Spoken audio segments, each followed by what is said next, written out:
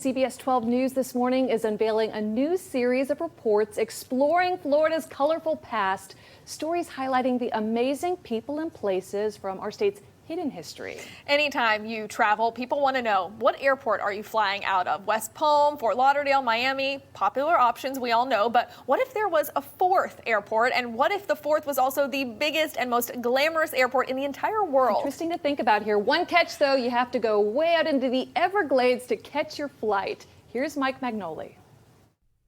It's an overcast afternoon deep in the Everglades. We're riding in a convoy of pickup trucks on a runway long enough to accommodate the space shuttle, one that, according to plan, could have been home to supersonic jets rivaling the Concorde. A vision of the future that never came to be. This is hidden history. If you miss it going westbound, you can go to Naples for lunch. Lonnie Craven manages what's now known as the Dade County Training and Transition Airport, nicknamed TNT. And his joke about lunch in Naples? Well, that makes sense when you look at a map.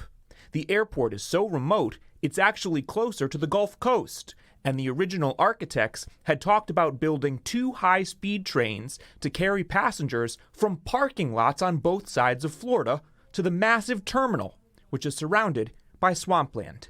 We have a lot of animal life that is inside the airport grounds, and around sundown, they start to come out. Giant gators on the tarmac intended for supersonic airliners full of jet setters.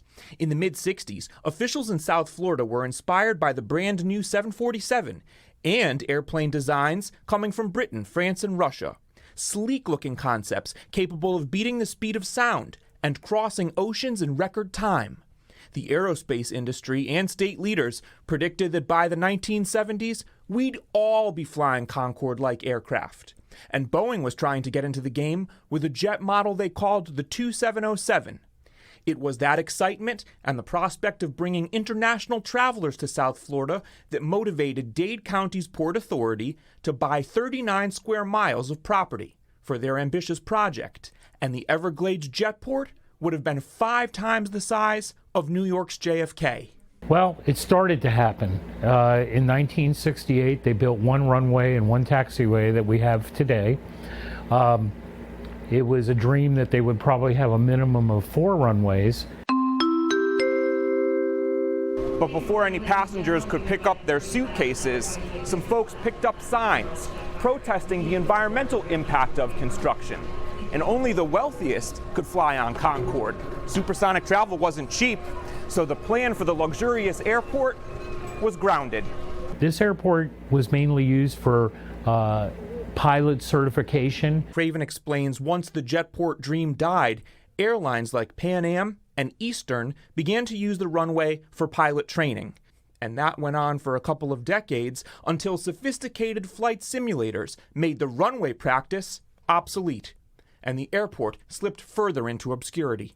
Then we started to drift down into more civilian pilots. Those civilian pilots often radio in, asking if they can land and go fishing in the Everglades. The answer was, and still is, no. We don't allow aircraft, unless it's an emergency, to stop and park, but we do have them like during bad weather, which we just had outside. Indeed, in an emergency, this huge runway could be a lifesaver, but these days it's not fit for much more than that, and there's a big tree where the control tower once was. This trailer is the only remaining structure in what was nearly the world's largest airport. At the site of the Everglades jetport, I'm Mike Magnoli, CBS 12 News. Incredible, these huge plans that just never came to be. I know, but how cool. Is it too late to get those plans back out in the works? It would seem like it. What a shame. To watch this story again, just head to our website, cbs12.com.